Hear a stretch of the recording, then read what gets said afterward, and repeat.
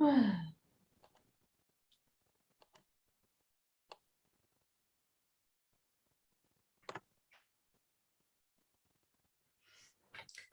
evening, everyone. I'd like to call to order the Planning Board meeting for November 16th, 2021. My name is Carrie Marnick. I'm the chair of the Planning Board.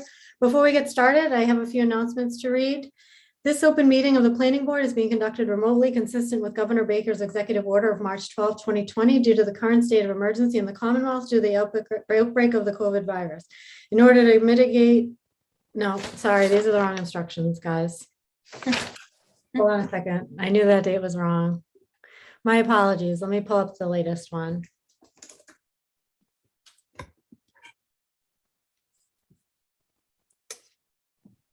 I didn't realize it had changed. That's it. Nobody would have noticed. We got a new instruction. I know I've read this thing so many times. I actually recognize when it's the wrong one. Sorry about that. I'm just going to pull up from our last meeting. Let's see.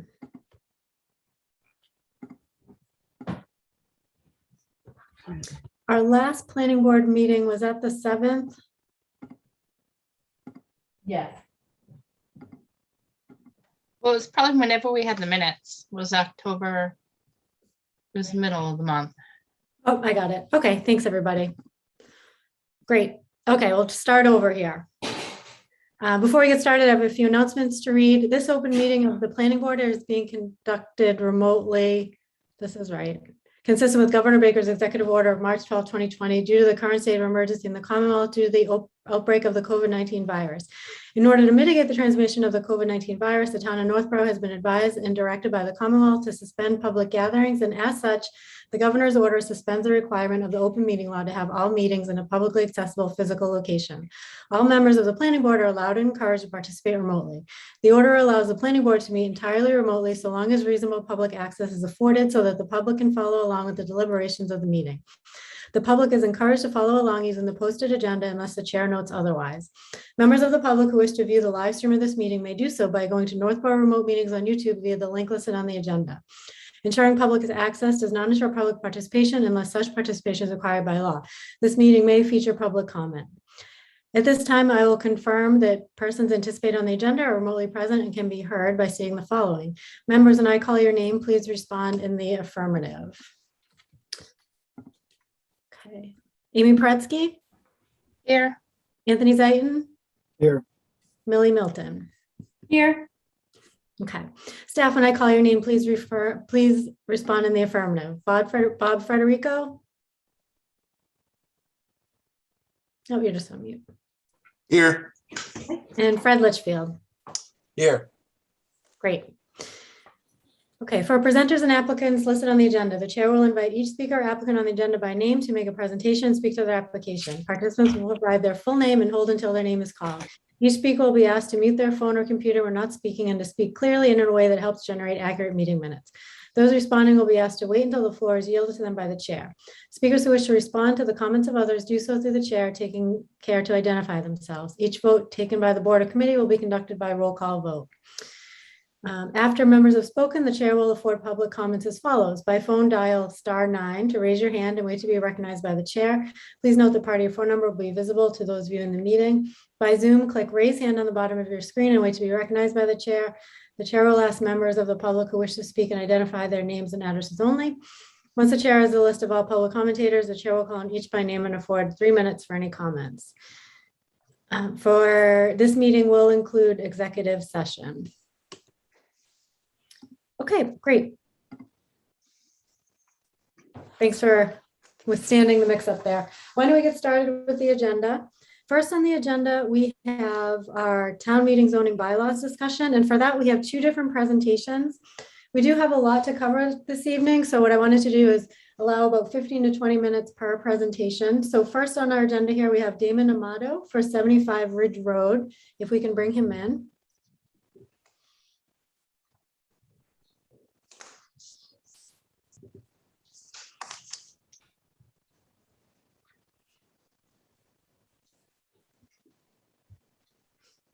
Hi, Hi, Damon. How are you? Welcome back. good, thank you. So we're going to allocate about 15 to 20 minutes to talk through. I know you have a proposal for the overlay. I think Fred, you've joined us as well with some additional background from staff in regards to that. So whichever format makes sense to present, that's great. Do you need to share a screen or anything?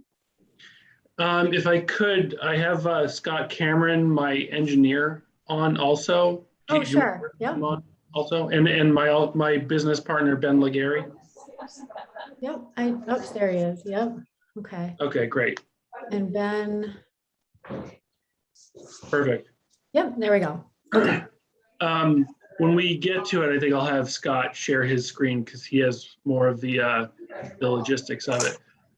So it's I'll try to give the Reader's Digest version. I know it's been a while. The last time we were at the planning board was July 6th, and we had brought up the 75 Ridge Road plan. Brief summary of the project for those who don't remember. 75 Ridge Road, we have under agreement. It's about a 4-acre site where there is a large cleanup that needs to happen. There's plenty of trash, debris, oil, buildings. There's actually a car that need to get removed from the site before anything can happen to it. We discussed several different pathways based on the cost of the property, the cost of the cleanup, what would make sense there to be able to do. We tried a few ways by right. It didn't seem like anything was viable that way. We've actually come up with, we met with the town officials, I think twice since July 6th to kind of go over their thoughts, our thoughts, and how can we kind of brainstorm to get to figure out what is possible to do there.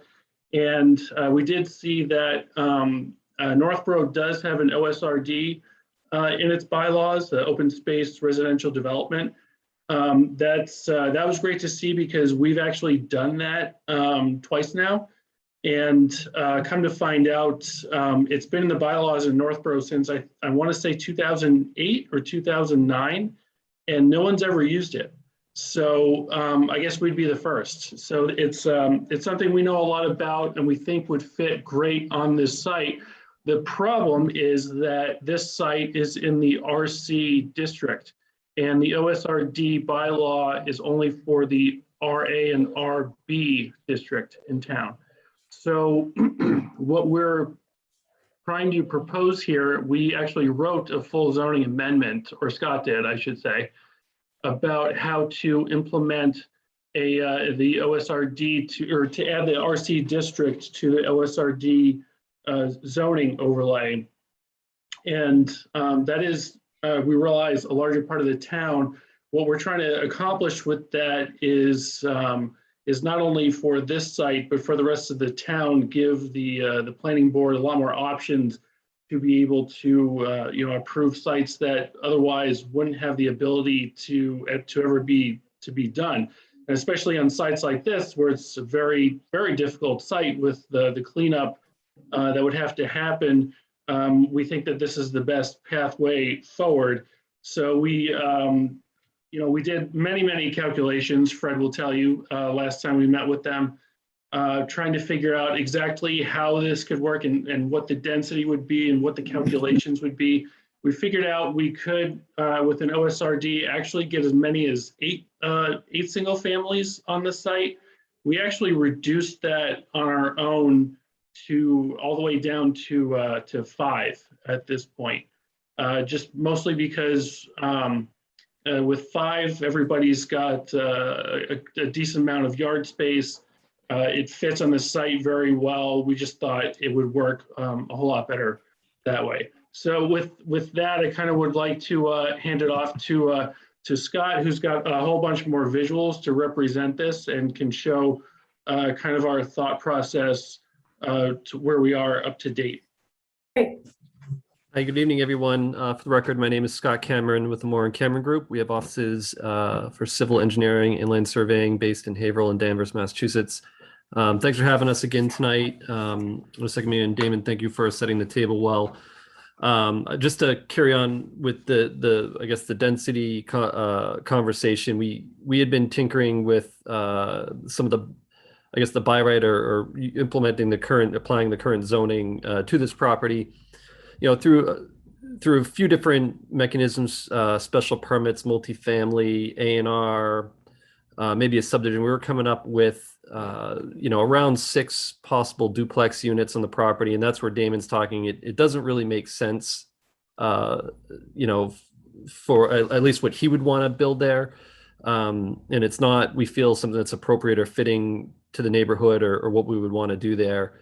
And then backing into what would fit well on the property at the 5 units, that does fit very well on this particular property, which is a little over 3.5 acres.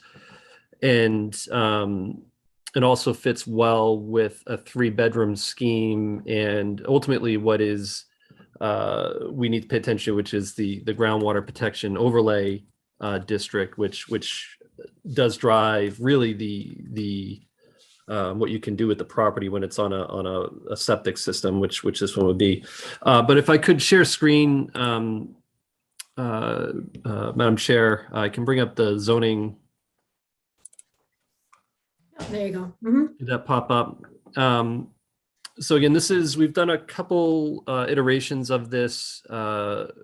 This is I took the existing zoning, copied and pasted it into a Word document, so we'd have something we could work with.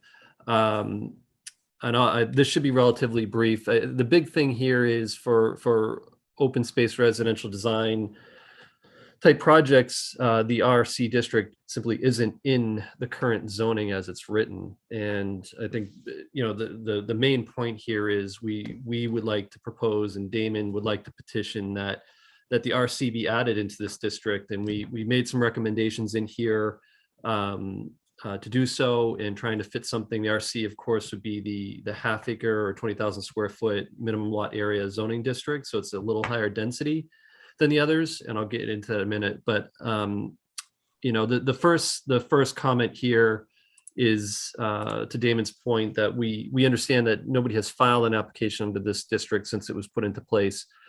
And one of the planning principles that a lot of communities, and I'm sure you guys have seen, read about it, is smart growth.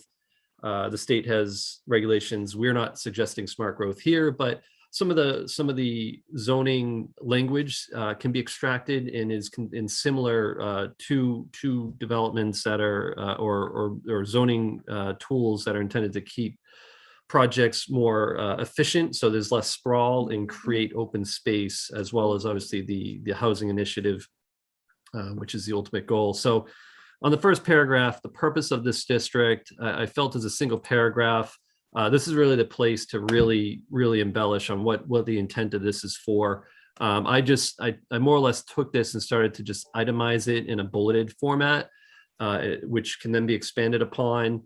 And one of the pieces I took out of smart growth, I added on to this, was to, again, that incentive to try and get developers to opt in and do such a development is to help ensure them that there will be a fair and predictable a process for getting through the permitting with the board.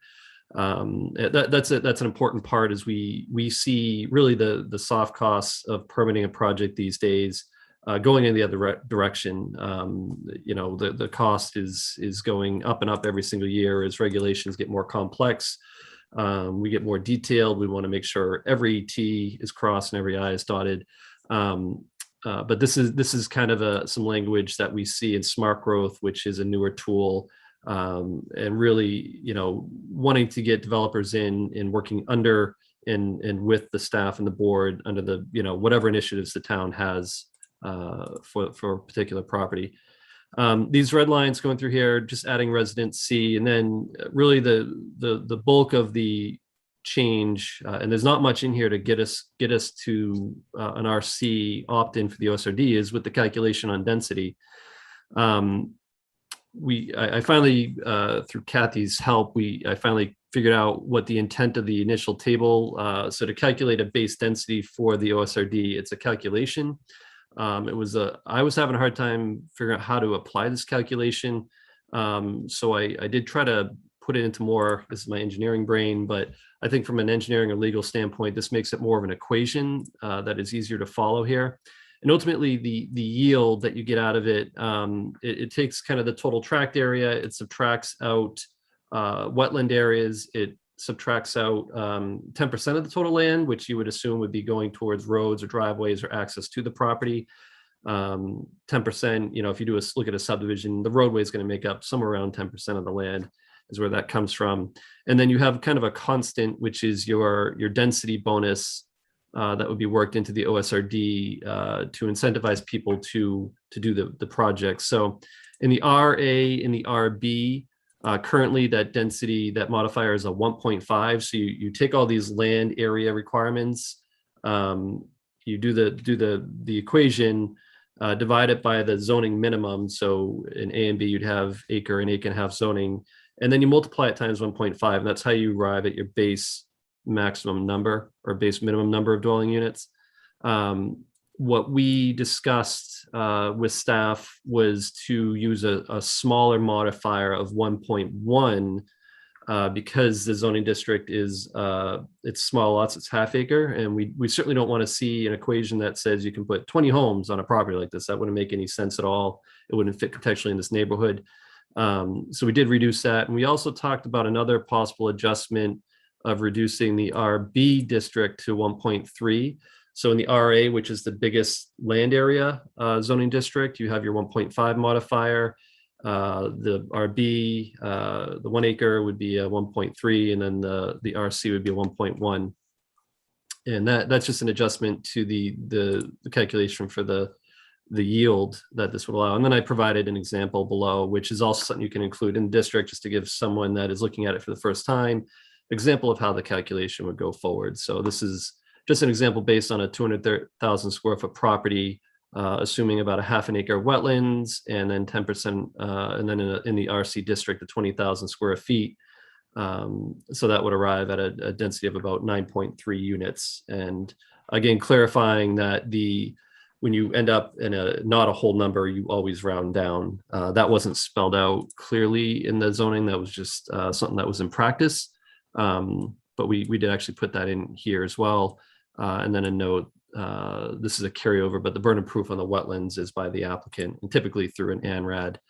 The rest of the changes, I did add a note in here to give the board a little more flexibility on some of this open space land. If the board did maybe deem that maybe they wanted to incorporate a parking area, for example, or a kiosk or whatever could be on this open space land, but giving them some opportunities to do that.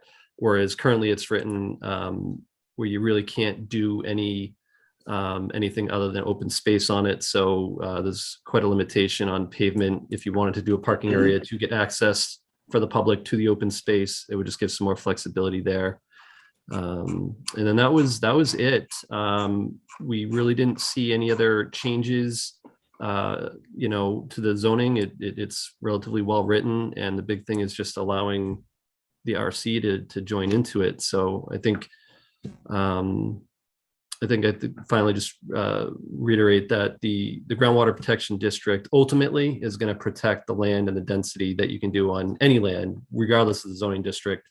That is going to set what you can do because it's based on the land area available and what you can load on wastewater for wastewater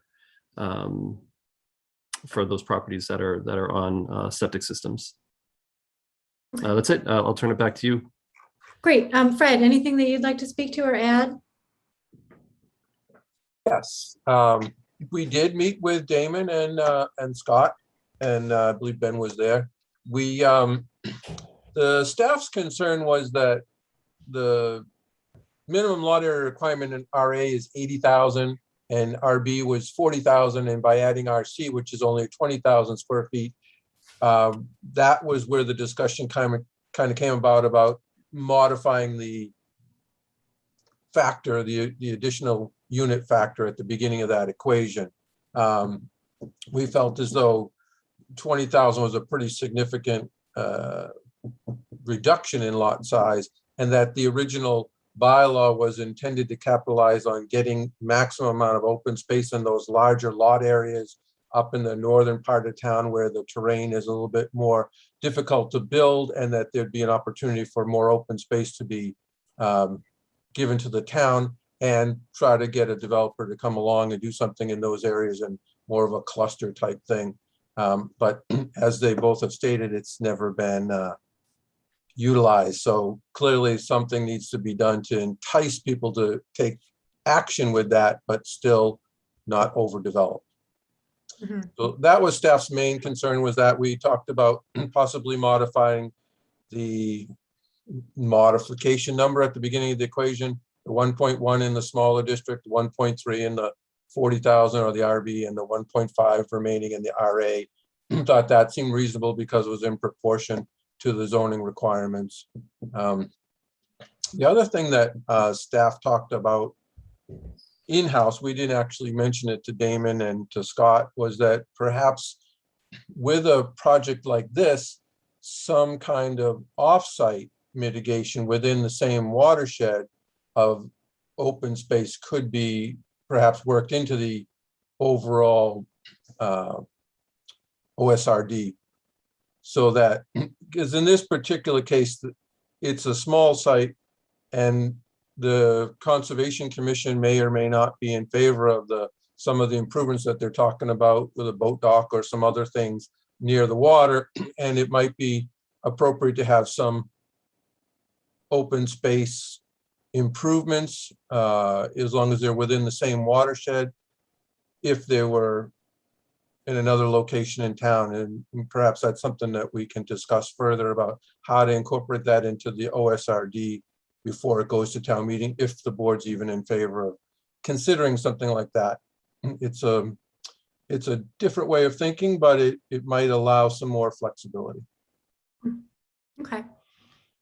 Any questions from the board for either the applicant or Fred?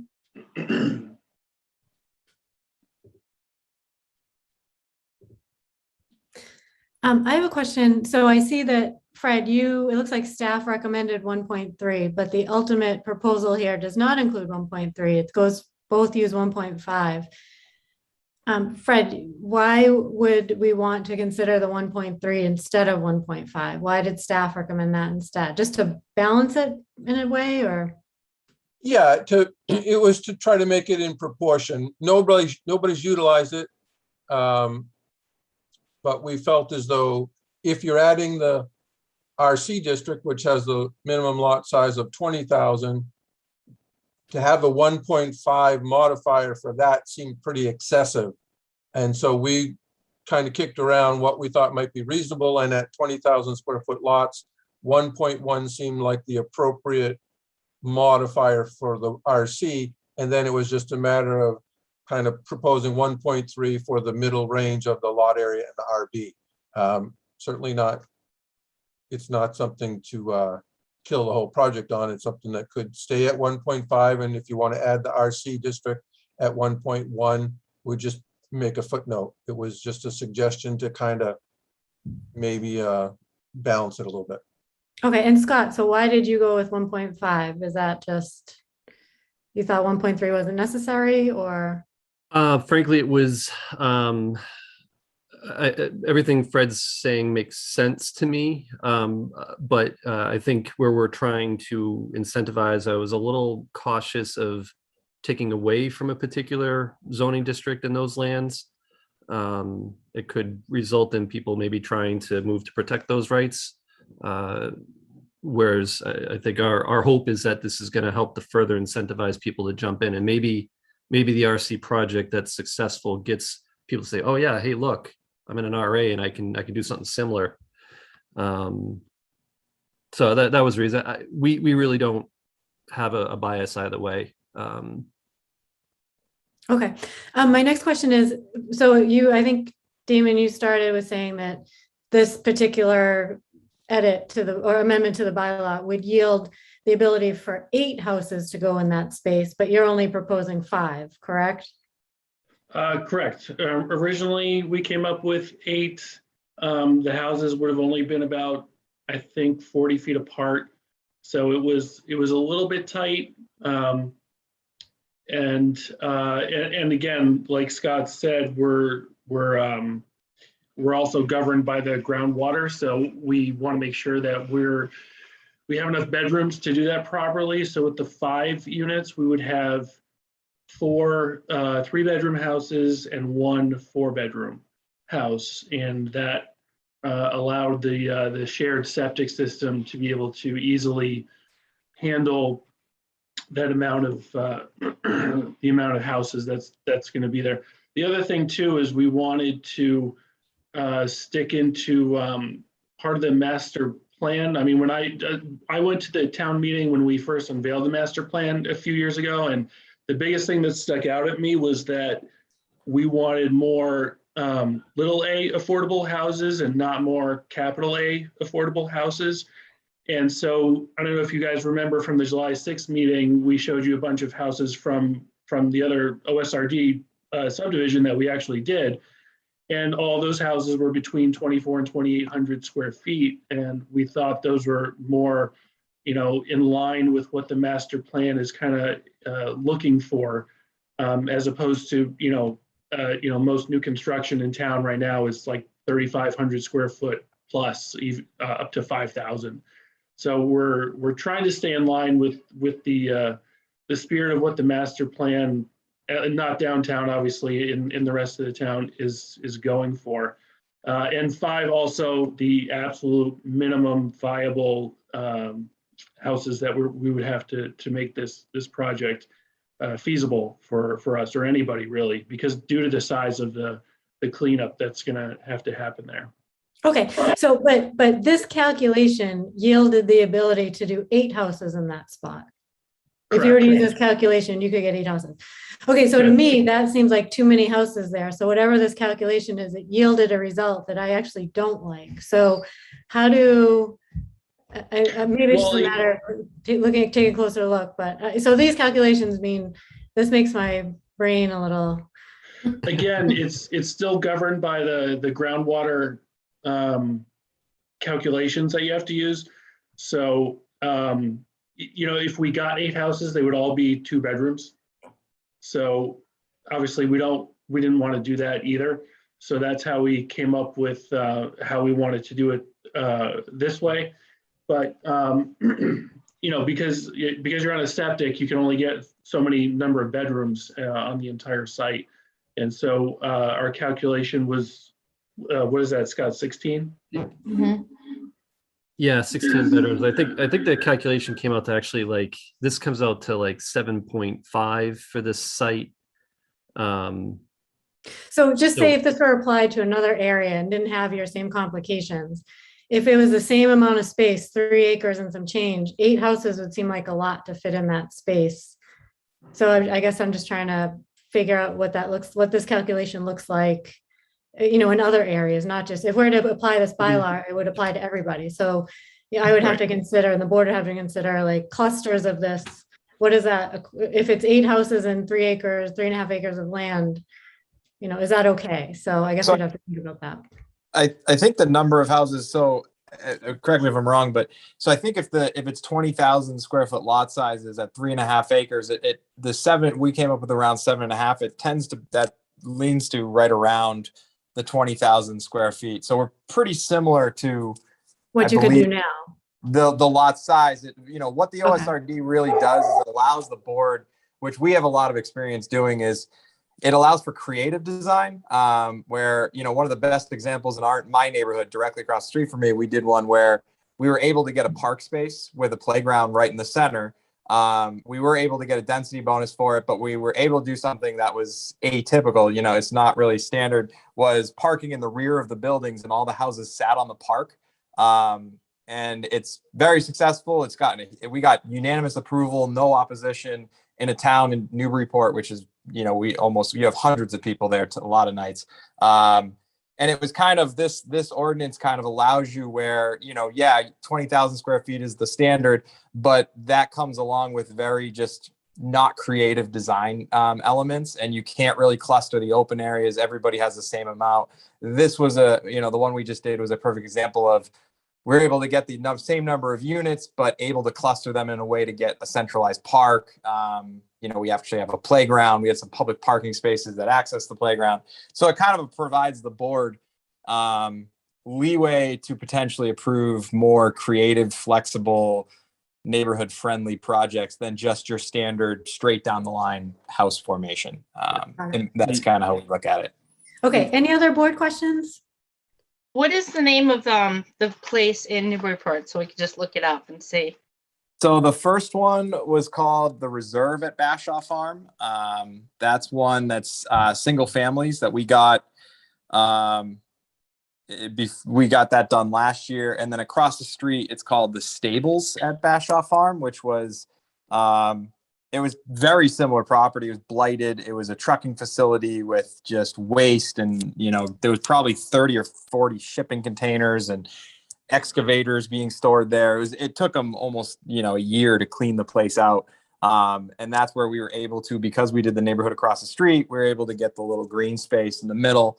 And it provided, we're also in a farm. So it's actually the Reserve at Bashaw Farm. So one of the elements we provided was we actually recreated a barn that sits on the park. So when you drive down the street, the first thing you see is this, recreation of a really stylish old barn. And inside that barn, we were able to get 2 condo units with single families in the back, which in a normal neighborhood, it's a flexibility that wasn't able to do as standard zoning. Okay, any other board questions? Well, Bob, you have a question? Yeah, just a question for clarification. Can you spell Bashoff? Bashaw, Bashaw,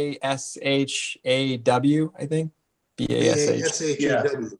Yeah, Yeah. Bashaw Farm. So I think they have an It's, Instagram profile if you want to look. I don't know how much is online, but there's if you can't find it, it used to be called Colby Farm. yeah. COLBY. We found out actually the sellers who sold it to us, I think they didn't like their father-in-law named Colby, so they want us to rename it Bashaw. No, what actually happened is the farm was always Bashaw Farm, but the Colby family has been leasing the farm for the last 5 years, and the town changed the road from Crow Lane to Colby Farm Lane, and they were all mad because they were just leasing the farm. It's actually not their family farm. So one of their contingencies was that their old farmhouse got rebuilt, and it's actually super nice now. That's remained on the end, and that everything was renamed as Bashaw to kind of preserve their family. Even though it's kind of weird, you pull onto Colby Farm Lane to get to the Reserve at Bashaw Farm. So there's a little bit of contentions going on. But if you guys have Instagram, I know my agent follows it. It's the one that with the park and stuff is stables at bashaw.farm is and if you type in the stables at Bashaw Farm, you should pull up that account, and actually you'll see a red barn logo, and that's actually the barn that is kind of the centerpiece to the project. It's kind of a little logo portion of it.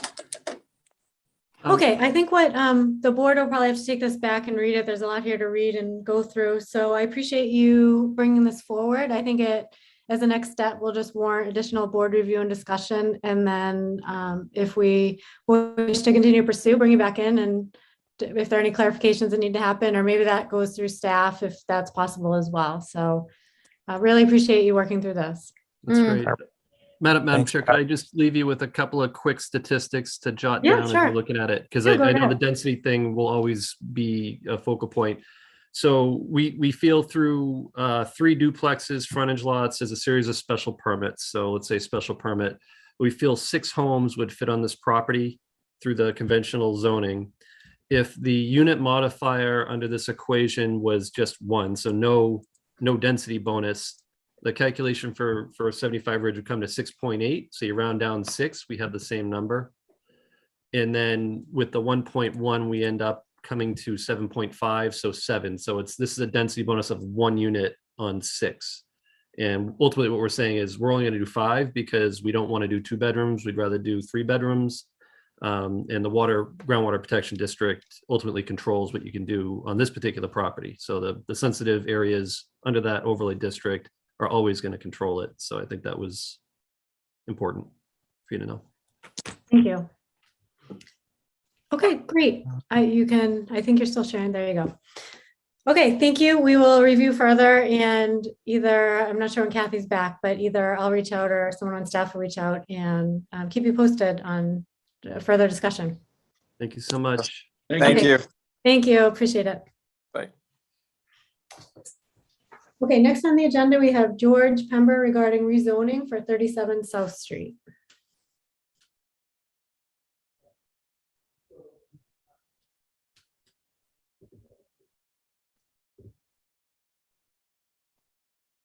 Oops, do we have him? Oh, there he is.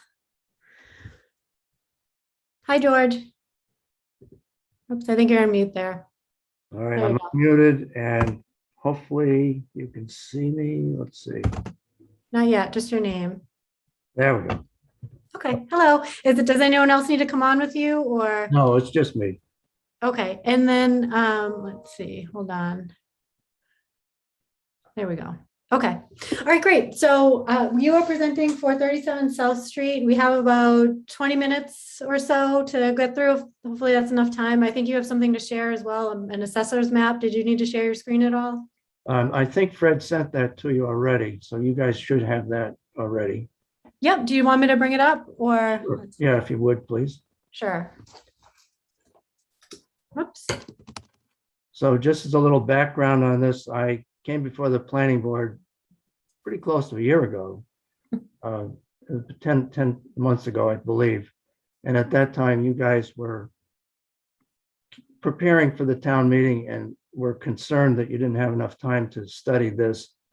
And you asked if I would postpone it for a year, which I agreed to do. So I'm back now for try number 2. Here we go. Can everybody see this, the map? Mhm. Okay, Yep. great. Okay.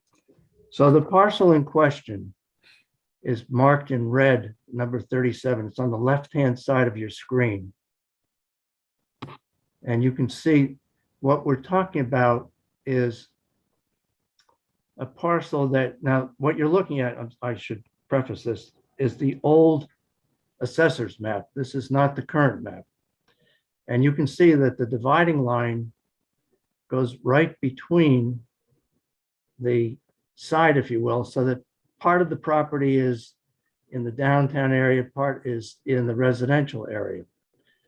Now, this building has been used commercially for years and years and years. It was originally used by a Dr. Bush, I believe it was.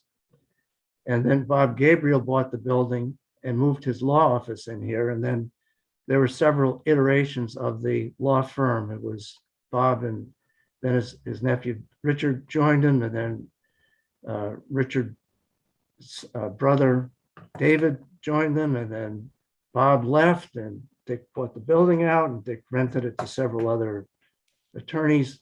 So over the years, it's been used commercially.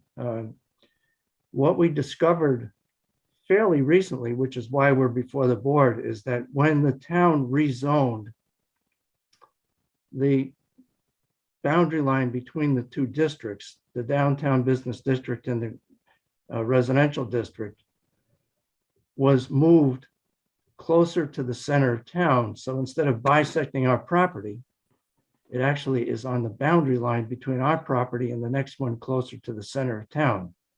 I don't think Mr. Gabriel, who's the current owner of the property, had any idea that that had happened. And he just kept doing what he was doing before, which was renting it out for office space to mostly to attorneys, but occasionally there were other people in. I believe that there's a builder that has some space in there right now. So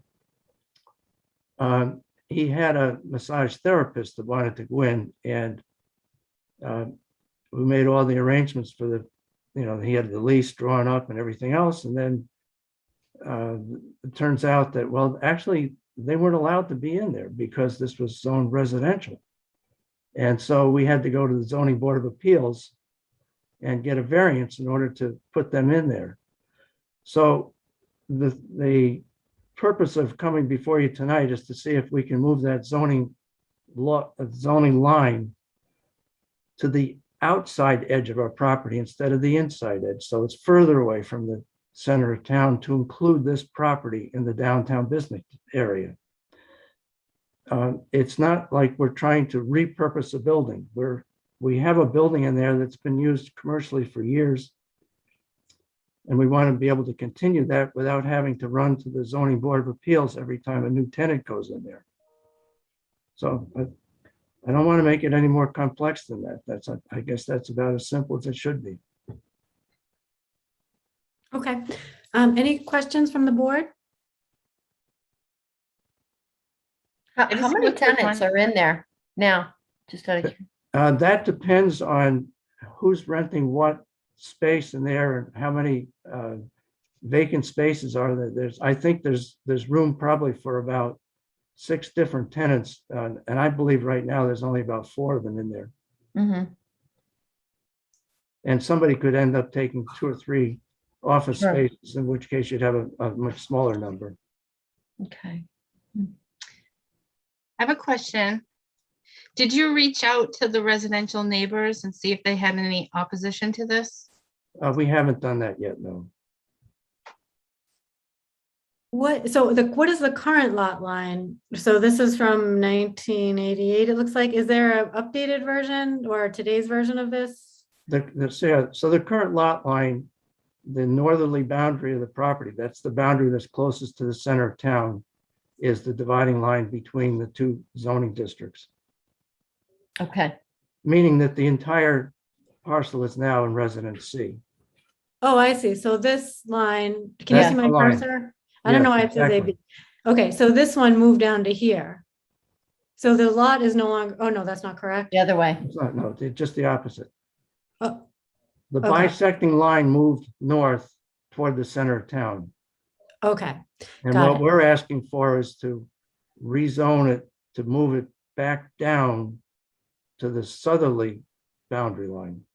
okay. So I think one thing we were trying to figure out last time is why was it carved out this way? Do we have any, I know you went to the trouble of getting the old assessor's map, but do we have anything on why that was even carved out in that way? Obviously, seeing that as a business that's been happening since 1988, why we would zone it that way?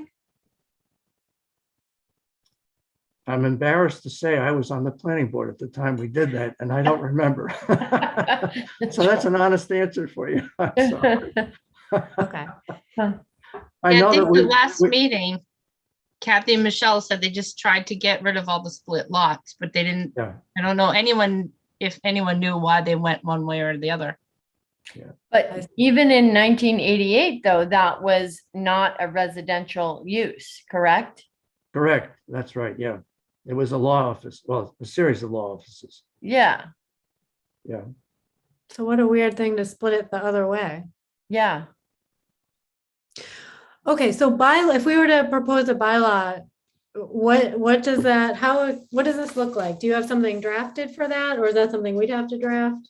That's something that I would work with Kathy on. I would come up with some exact language that I think would work. But basically, we just want to take this parcel and put it into the downtown business zone rather than the residential C zone, which it's sitting in right now. Okay. Any other board questions or questions from staff? Bob? That parcel next to it, I believe it looks like number 7 is residential. Yes, it is. That's the Hunt's property. Okay. Okay, and Bob, you have a question? Yeah, just a couple of points of clarification. The property that it's in, and I'm on the GIS mapping system right now.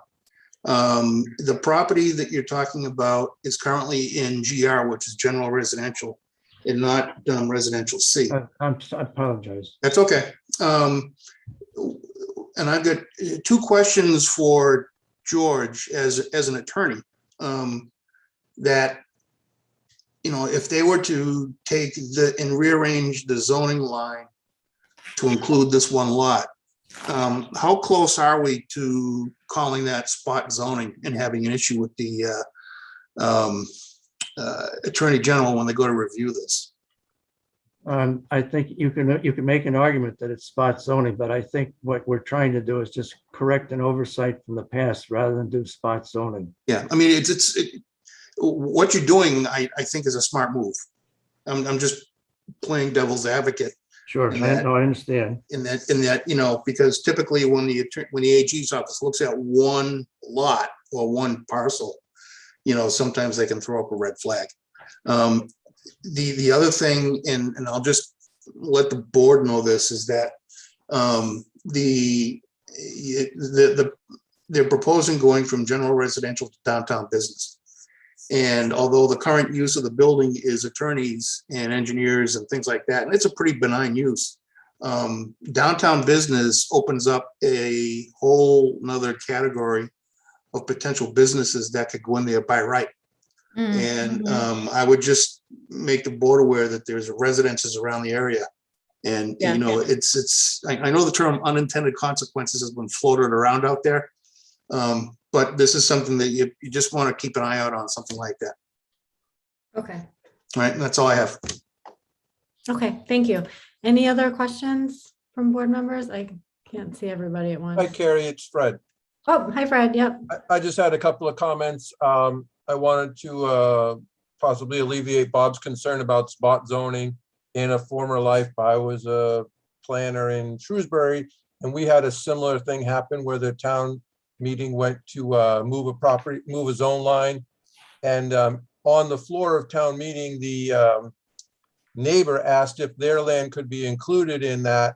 And while I didn't necessarily think it was appropriate, our town council said it was fine. And ultimately, the Attorney General's office allowed the line to move over one more lot. So it wasn't considered spot zoning in that regard. And I think that's similar to what's happening here. And it's a simple map amendment. It doesn't even require much of a bylaw in terms of wording. I think, George, we can work with George if the board is amenable to it, to just re-describe how the line transcribes between South Street and the railroad, just indicate the meets and bounds of a map amendment, and it would be simple enough. Okay, great. Any other questions here? Does this have to notify abutters? I would think it would. I'm sure it does, yeah. Yeah. Do you have any plans to maybe reach out even informally to abutters just to give us a sense, like, is there any concerns? And Bob brought up the issue of, you know, this just opens up different uses over there that it would be interesting to hear if there are any other issues or concerns about it. Okay, yeah, we'll definitely reach out to the Hunts, who are the next door neighbors. Yeah, yeah. Is that something the board would be interested in? Amy, it sounded like you were interested to hear. Yeah, definitely, because there are a lot of uses. It could go from a lawyer's office to a brew pub. And the Hunts might not like that. Which is, or something at night, which is a much different story than a residential lawyer's office use. Yep. Which now, George, you said there's a variance there right now. What is the variance for? What does it allow? I think it's for a massage therapist. Yeah. So they could continue on as a massage therapist or even a lawyer. Mm-hmm. Yeah. The dilemma is if someone wants to move in there under the current system, we have to say, well, we have a space that's available for you. We'd love to have you rent it, but you have to go to the zoning board of appeals and get a variance first. And as you know, that's a process that takes at least 2 months, maybe a little bit longer. And if you're looking for space to rent, you want to get started, you don't want to have somebody say, sorry, you got a 2-month delay, minimum 2-month delay. Because, you know, by the time you file your application and get your hearing and then go through the mandatory appeals period, you know, you're at least 2 months, if not 3. And that's a, you know, that makes it awfully hard to rent a place. How many square feet is it? I don't know. I'd have to look at the assessor's information to get that. I may have that. Mm.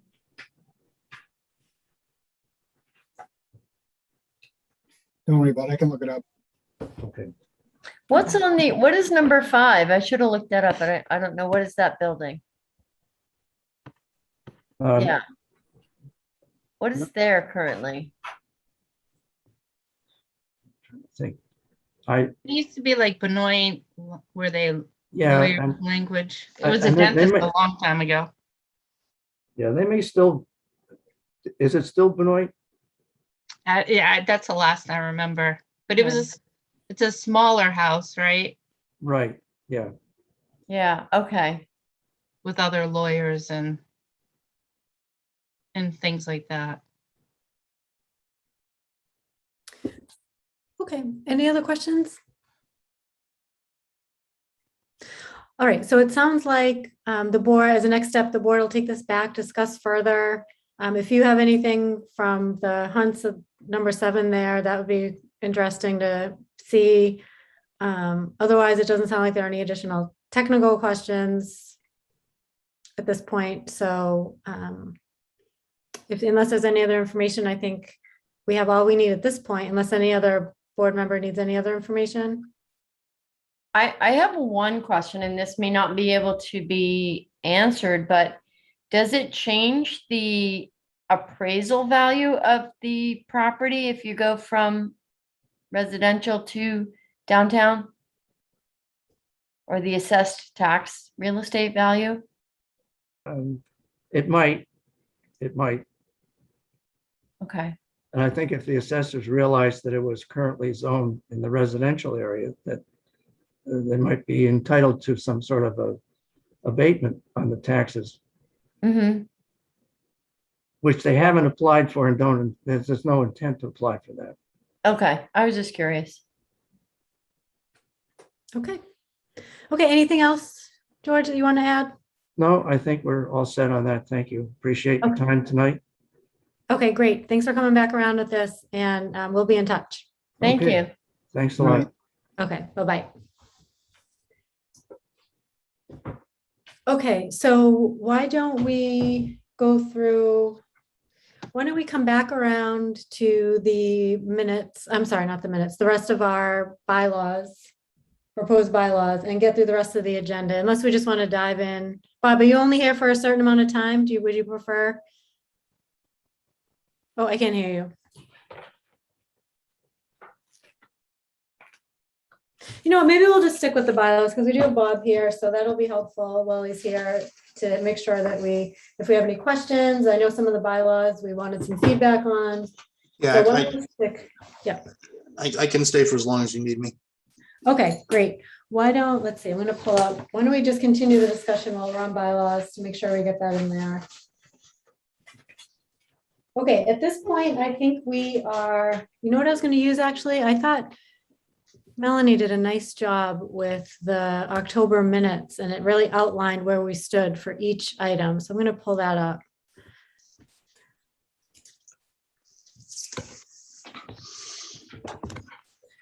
And while I'm looking for that, I know, why don't we start with sober homes, because that I think we have been looking for feedback. Bob, I don't know if you've had a chance to, if Kathy's updated you with any of the bylaws that we've been discussing or questions. I know Millie, I think, has maybe reached out as well. Yeah, I have been watching all the meetings and whatnot, and Millie sent me an email wanting to know if I'd seen or heard anything out there in the world about sober homes. And I just responded earlier tonight. I haven't seen anything from Boston, either in terms in the building code world or in the zoning world, about how to deal with them. In terms of zoning, they're a protected class under the Dover Amendment, and they're federally protected as well. So, you know, in terms of having any kind of control over where they go, there is no control. Is there any site plan or reasonable stuff to look at, you know, parking, lighting, or whatever? These are treated as single family homes. And about the only thing we can do is, you know, through the building code, you know, ensure the safety of the residents, you know, whether it's a sprinkler system or things like that. They do not have to meet AAB requirements. But some houses do that voluntarily because they're a single family home. There are no requirements for parking. So there's very little you can do in terms of zoning. The building code has its own issues, you know, with safety. Yeah. There is one case in terms of taking an existing home and ordering it to be sprinkled I think that was out of Fitchburg or somewhere up in the northern part of the state. Yep. I'll be honest, I have not had time to dig up that report and read it. I would say, you may want to reach out to CMRPC and see if they have anything and what some of the other towns may or may not have been able to do. Most of the issues that I've encountered with these places is the renovation of an existing building and making sure it's sprinkled and all this other stuff. So that's essentially building code, which is away from zoning. Right. So, again, it comes down to the use and the residents being a protected class and what can be done, for that, which is, I don't think there's a lot that can be done. That's why I'm saying if you reach out to CMRPC, they may have something. And if Okay. they do, I'd be interested in seeing it because I think the building/zoning officers out there are all like you guys. We're kind of lost. We're not quite sure what kind of controls can be put on it, if any. Yeah. Yeah. Okay, so Millie, where does this leave your thought process? Do you want to continue to pursue, or do you think? I'm going to put it again, probably on a back burner, but start a communication with CMRPC and just continue to see, I guess, when stuff starts to come into active regulations, if that's what happens, we'd certainly want to be, I think, on top of that. Okay. Okay, so withdraw for this year? Yeah. Okay. Okay, next up, breweries. Amy, this is you. I think I'm going to wait for Kathy because she was, looking into it last we talked. And Okay. since she's not here tonight, I just wanted to, hear from her. I think we Okay. left it with her with a couple questions. Okay, anything for Bob while he's here on that? Not really, no. Okay.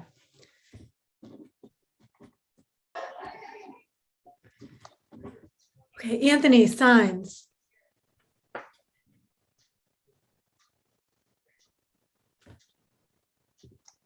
Oops, you're muted there. Sorry, I'm sorry, I'm not prepared. I'm not ready to withdraw. So if I can pull something together by the next meeting, I'd like to pursue. Okay. Okay, home occupation. Bob, this might be, I don't know, you and Kathy were meeting about possible item for home occupation about the number of trucks and vehicles. Is that something that's still coming forward from staff? Yeah. Right now we have, I think there's a regulation, and I could be a little foggy. I think for home occupation allows a certain amount of commercial vehicles.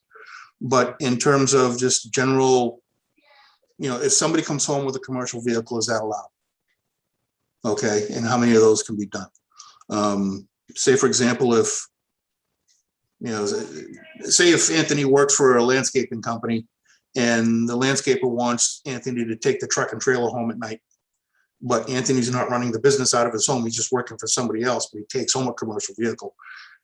Is that allowed, and how many plated vehicles would be allowed? Because that's something that is actually not addressed in the zoning code.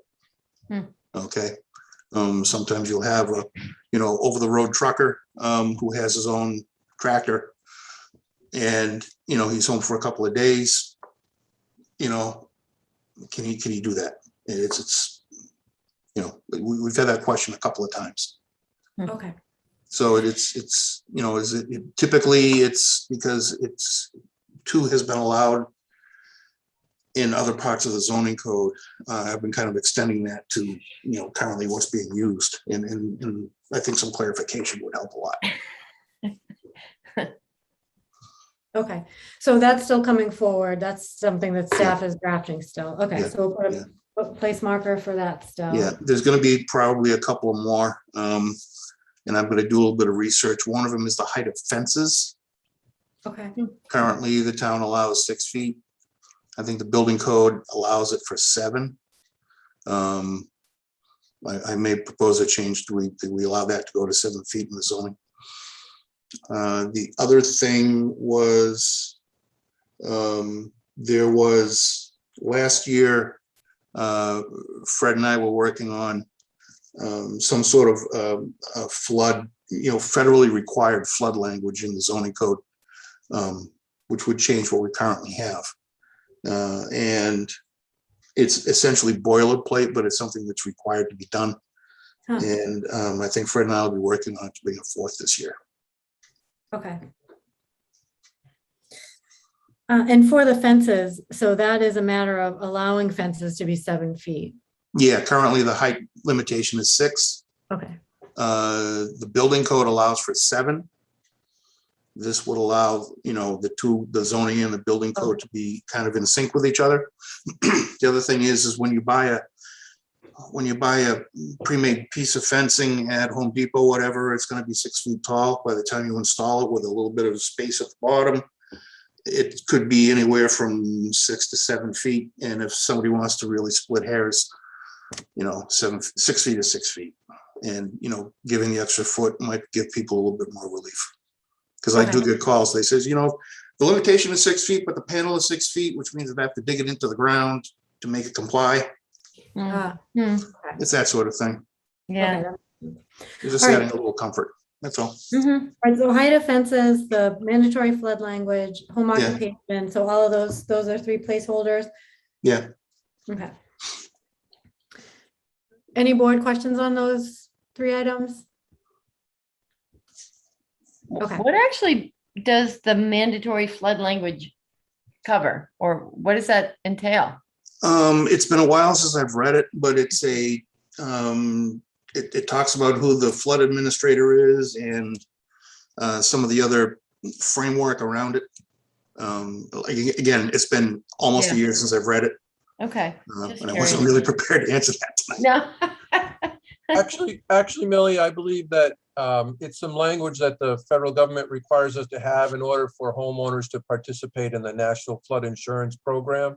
It allows them to make claims as long as we're a participating community. We're current right now. We made some changes due to the map changes that they proposed. I think it was back in 2016, and a couple of years before that, there was some wording changes that they required us to make. It's just in keeping with what they're requiring us to do from the federal government and make sure that the residents are eligible for that National Flood Insurance Program. Okay, that helps. Fred's memory is better than mine. Okay, next I have on here, we talked about the moratorium. And one action item for the board that I will initiate is that if we were to move forward with this bylaw, we would need to then define what problems we hope to solve by the moratorium. So what were our concerns that we'd be addressing in that time period? And so what we needed to do was just pull together that list of concerns. If the concerns are big enough and broad enough, then maybe we pursue the moratorium.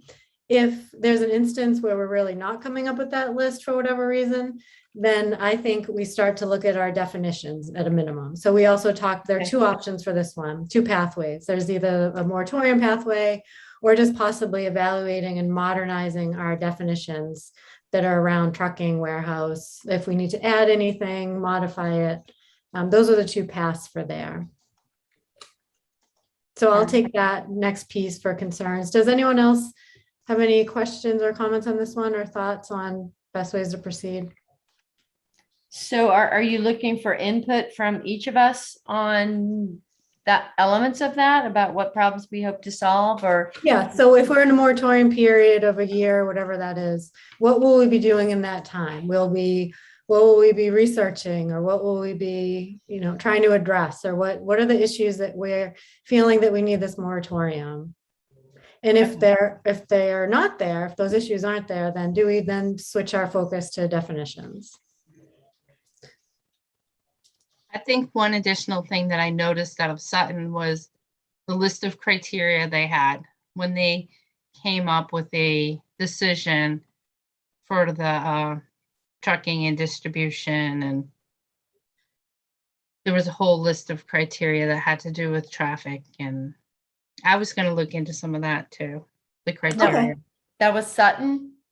It was emailed out to you guys probably a month or two ago. I could resend it. Yeah, So I then- remember that. I just wasn't sure if that was the town, Sutton. I remember that. Yeah. So then I guess to that point, it could be something like to research, or, consider different criteria, or do we need to make modifications to our criteria and take that time to, is that moratorium period to do things like that, research what other towns are doing, or what's happening in the region, how other people in the region are handling it. It's huge within our whole region, and do we want to take time to look at that information? I think would be, it doesn't have to be a concern as black and white as there's too much traffic, right? It could be something a little more about what we need to solve, the research we would want to do, the things at the end of the moratorium that we'd want to come to the table with as possible solutions. Mm-hmm. Okay, so I'm going to send that to the board to send back any of your concerns Okay. / research. One thing I was going to forward to, maybe I'll forward to you, Carrie, to forward to the board, is when we talk about the open space residential district. Right before COVID, there was a man, I forget his name, Randall, but he's like an expert in the field. And Kathy said he's just so good about the open space residential. And Harvard is redoing their open space residential. So I was on there today looking at it. And the 2-hour class I went to, which was really informative, is actually on their website. So I was going to forward to it. So if you're thinking about for the next meeting about open space residentials, and they talked about formulas and they had pictures, and it had a lot of information that I can send the link out and you can share it. It's like a 2-hour class, but it was good. Yeah, Okay. I like that. Yeah. So then along those lines, we had that presentation this evening on 75 Ridge Road. Any additional comments at this time? So we'll take a look at that, Amy's link. Yep. Any other thing that we'd want to add? And I do know, like, sometimes when a town does a zoning change, like Kathy was talking about when Mr. Hutchins came forward, you want to think about sometimes do like a build out scenario. So how is this going to affect the town? Like how large is the density going to grow? If this is opened up in RC, Right. how many properties will it affect? And, what's the big concern? Like if there are not groundwater properties, and, how it will affect the schools and the municipality. I saw that in another town too, and they were just doing a multi-family bylaw, but they were going to have to do a build out analysis just to see what that would add to their town and if they could handle it. Okay, so that's jumping to Brigham Street. That was we're waiting for information from. Well, I was wondering with this too, the OSRD, if you do new zoning for an OSRD, how's that going to affect the density in the town overall? Any initial thoughts on that from staff, or is that something we'd have to really play out with maps and all of that? We're gonna need some maps. Yeah. I mean, that's a pretty large district, so. But you want to think about unintended consequences. Right. Right. Okay. And then for the Brigham Street property, we had talked about, we were waiting for some data back from the MIS department. I don't think Kathy sent anything. Did she send anything to staff at all with updates from that department? Okay. So maybe at the next meeting, we can resolve that. Kathy was looking into something for me too. It was about the build out analysis. We talked about the master plan, and I don't have the numbers in front of me, but there were so many parcels left in industrial. And I think she was going to do some maps on which pieces were left. I'm not sure. Maybe I'll email her and double check. Okay. Okay, let's see, moving along here. Okay, groundwater is a hold, it looks like was our last step. Amy, is that Yeah. still true? Yeah. Yeah, well, first I'm gonna hold that off for last because we can talk about that with the letter. Okay, But sure. I had emailed you something about enforcement, which is good because Bob's here. I don't know if you can pull it up. I think you sent it out to the board last week. I did? I think so. Okay, hold on. I could try. Do you want me to pull it up? Yeah, if you have it there, I just have a minutes pulled up to try to go through our next steps, but hold on. Do you have it handy? Yeah, I just want to see what I named it so I know which one to open. They all start with 2022 bylaws. Okay. I should put the other part first. Oh, yeah, I have it, Amy.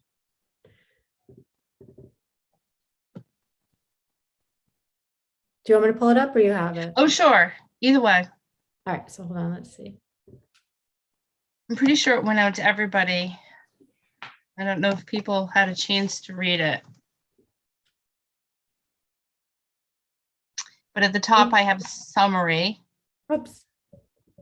Sorry about that. Wait, Amy, when did you send this out? I think it was last week. But it came, I think I sent it to Carrie as chair, and I think she sent it to everybody.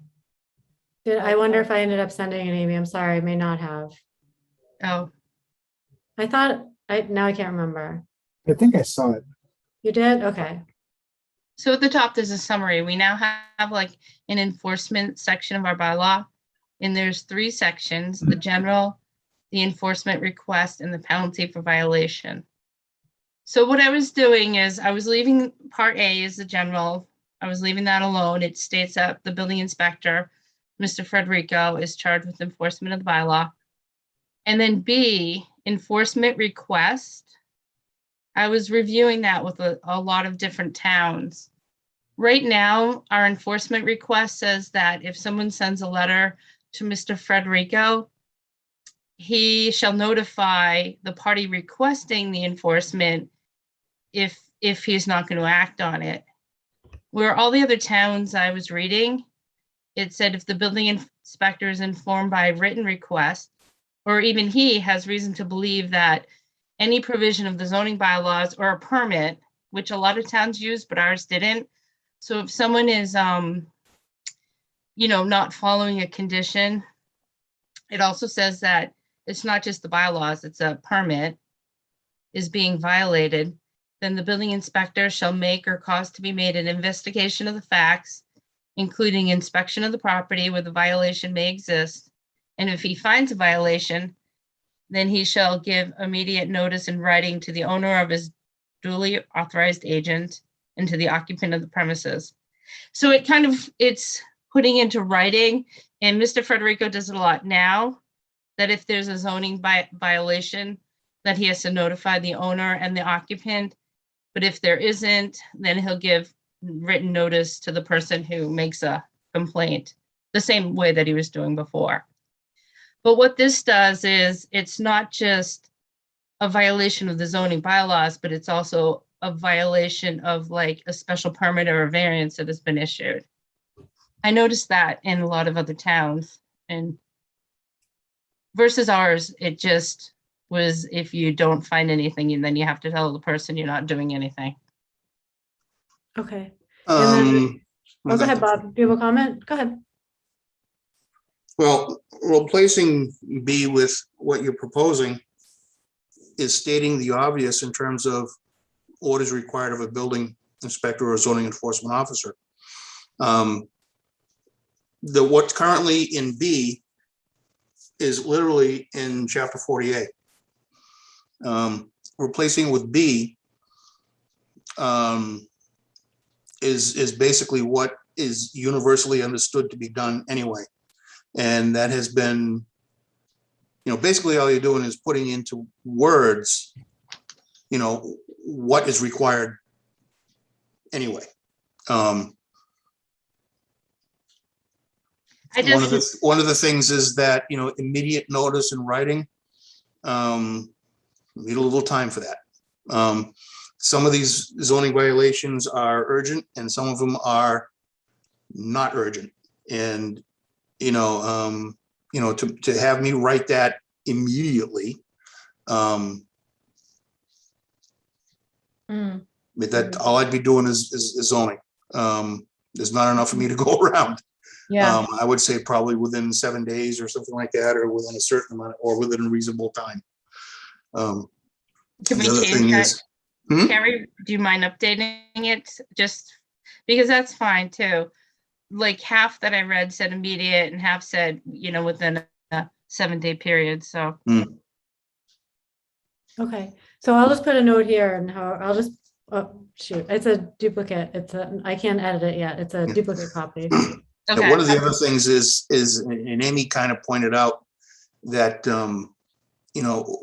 when a special permit or a variance is granted, and even when design review and site plan has been granted, okay, that in effect becomes the zoning requirement for that particular parcel of land or project or whatever.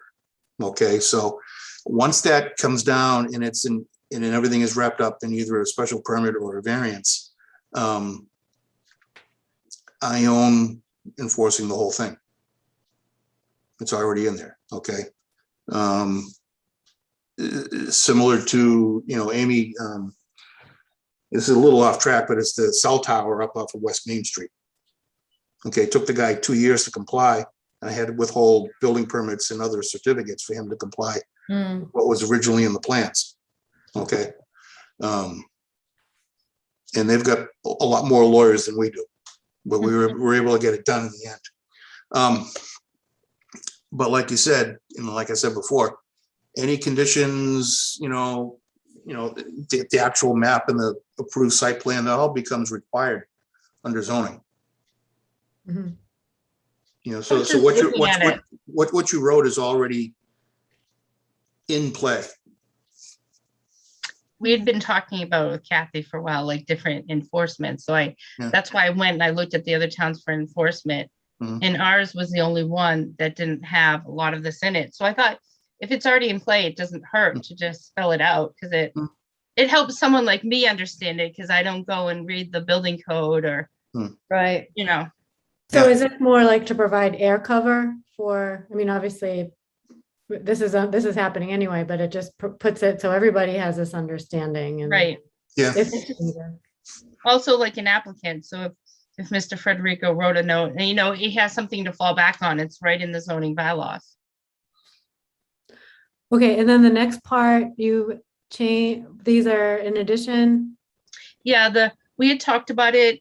I think we asked Kathy, like each violation of these bylaws shall constitute a second offense. That was in a lot of the other towns too. Because someone had asked that question a couple of months ago. Because ours says each day, is it each day is an offense or is each violation offense?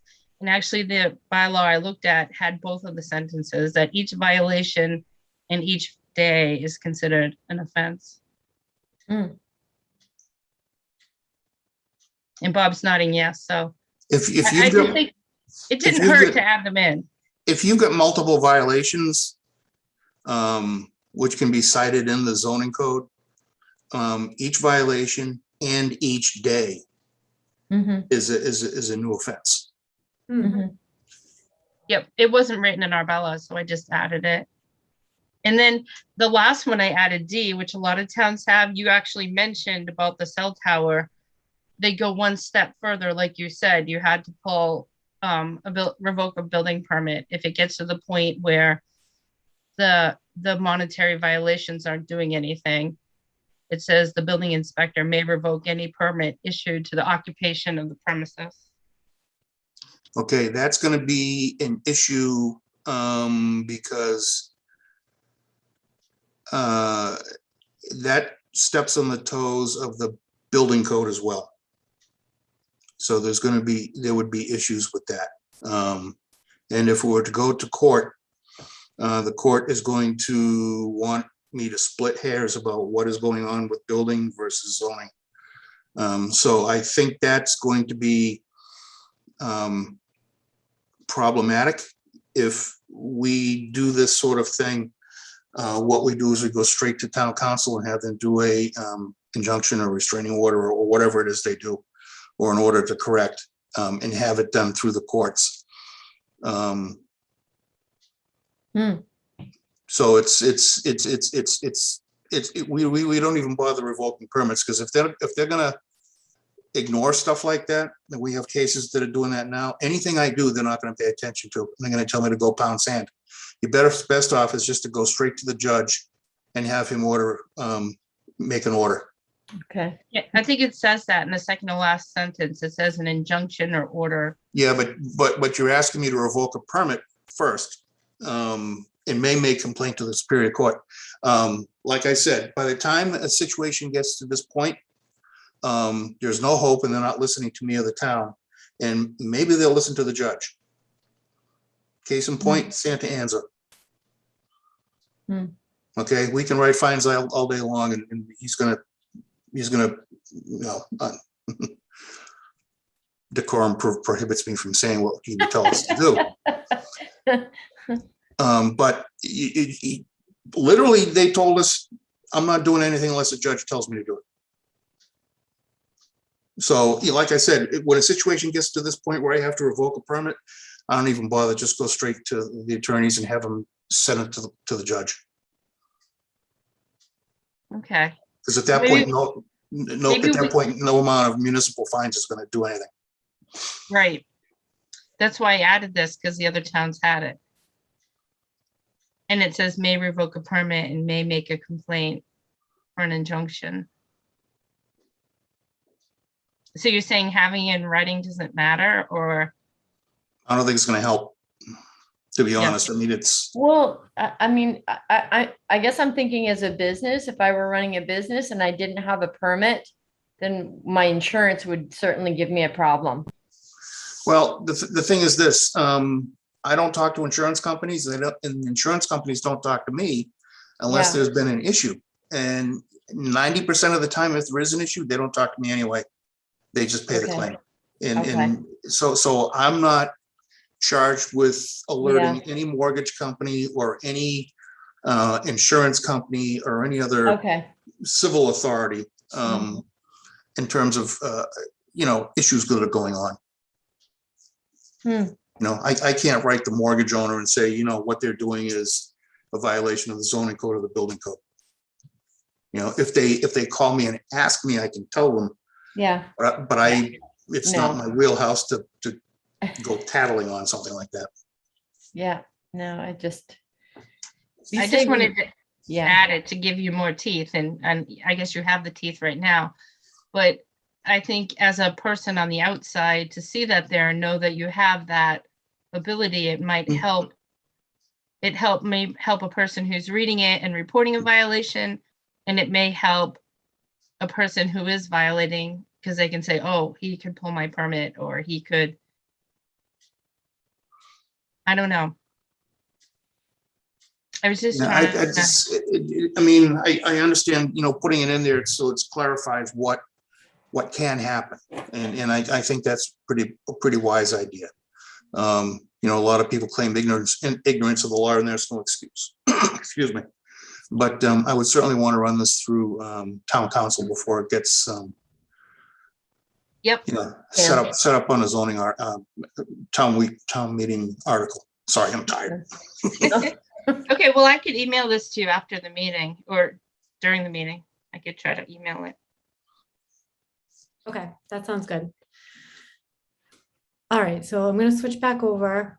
Amy, you're going to share that. We'll get some additional input there. I also have for use variances. So my next item for that is just getting a joint meeting with the ZBA. So I think we've done that before in January. So I don't think it would happen at our next meeting, but I'll invite the ZBA for a discussion, and we can talk through the bylaws, and obviously that's one of them. So that would be the next step there. Anything else on that? I feel like I'm missing one. We were talking about commercial. Oh, the overlays. Yep. Yep. Okay. So the last time we talked, I thought it was in here as well. We talked about, here it is. We talked about the merits of, in our industrial districts, to open up some additional uses. The merits of either extending a commercial development overlay district so that it would open up commercial uses, or identifying uses that may work well in industrial. For example, in the past, we had the indoor recreation that was commercial, once just commercial, we opened it up in industrial. We soon thereafter got the soccer field application over on Cedar Hill. So that sort of, I think that sort of thinking is what we had here. Let's see. The last action item we had for here was figuring out in terms of revenue, any impact industrial versus commercial. I think we weren't clear on whether there was what the town, in terms of revenue we would get, what if we change those uses to commercial, would it really have an impact? Does industrial bring in a significant revenue that couldn't be replaced or replicated by commercial? So there was a financial component, but then just in general, does anyone else have any additional thoughts or comments on whether or not we look at uses or an overlay here? I mean, I guess my question becomes, what are the pros and cons of having an overlay district? I know some towns are trying to move away from them. Yeah, I think in this case, we wondered, would it just provide that full sweep of commercial uses versus picking out uses? And a lot of times an overlay, in my understanding, has a benefit on, there would be some sort of benefit to the other side as well. I don't think that's currently defined in our current overlay district. No, this is not a district that exists. We would have to do this is not the major. One thing we looked at was doing that major business development overlay. And I think we decided that wasn't the right solution because that particular one was built for Northborough Crossing, and that's not something we were trying to replicate. This would be more like a new commercial development overlay that would just allow the commercial uses in industrial. Mm-hmm. The alternative to that would be just picking out some uses that could work well in an industrial district. Any thoughts? Or Bob, if you have any thoughts on that, might be hard coming in without. One I thought of, because I did put it out there and I asked people, and some people are like, oh, I'd like a Trader Joe's or like a supermarket. Like we probably had supermarkets in our bylaws before Stop and Shop tried to go downtown. And as far as I can see now, I don't think we have any supermarkets, and I don't know if that would be a high revenue use in industrial and less traffic, or if it would be more traffic. I guess it would have to be something to think of. Well, I think the problem we were trying to solve for is that we keep getting the same things in our industrial districts, and we keep, having issues with the traffic or what's happening in our industrial districts. And if we were to have more, if we were to open it up for more options, it would just, rather than just say we did a moratorium on trucking and warehouses. So that takes one component away from industrial. So rather than just take things away from there, could we just make better uses that we still are using that land, we're allowing development, we're allowing revenue to come to the town, but it's just a use that's more beneficial for both sides. Right. And we had talked last year, a lot of towns have like different levels of industrial where closer to neighborhoods, it's like a low impact industrial, and then it gets more heavy industrial the further away it gets. Right. So, I think that's I wonder if that's feasible. something we have to ask, like, who would know? Like, does CMRPC have an economic development person that could come in for 2 hours and say, these are the uses that are really make residents happy and it brings in higher revenue? Because since we've been on the board for a couple of years, I feel like lately the majority are contractor yards, and after a while you'll have too many, and they're not bringing in the same revenue as like an Iron Mountain or even like I saw that the 2 nursing homes in town bring in a lot of revenue, Mhm. but they're not impacting the schools. And I would get the same thing. I feel like we have so few things in industrial, and a lot of those things are what people complain about. So we should look for better uses that will make people happy. Mhm. As happy as you can get. But I think it would be great to talk to someone who's up and coming in economic development that might have some ideas. Like, do you know, Carrie, through CMRPC, do they have an Yeah, economic development group?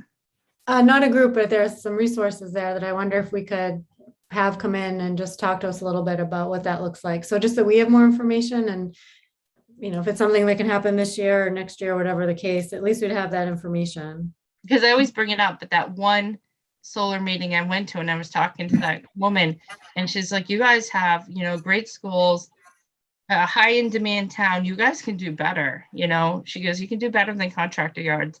Mm. But she didn't tell me what. Yep. I'd love to know what ideas. Okay, did I miss anything? I think that was it. Well, then, of course, we have the 37 South Street to consider, so I think we just need a little bit more there on specifically the abutters, and just, I'd be interested to see a map of today. I think that's everything for this. Anything else? Well, I had talked about the groundwater here and there. And Oh, then- yeah, so go ahead, Amy. We wanted to save that for last. Okay. Yep. And then we know that in Fred's here today too, that the groundwater committee is going to talk about a letter. And because we've been talking about groundwater probably for months now. And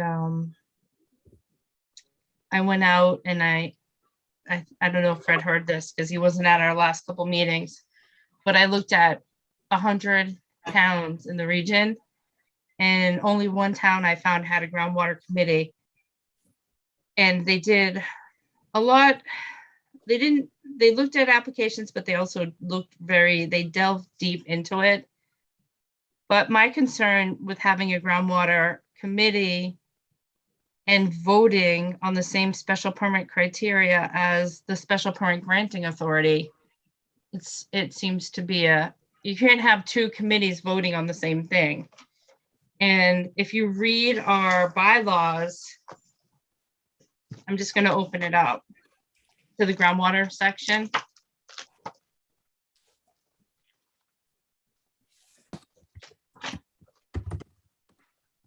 Our bylaws say,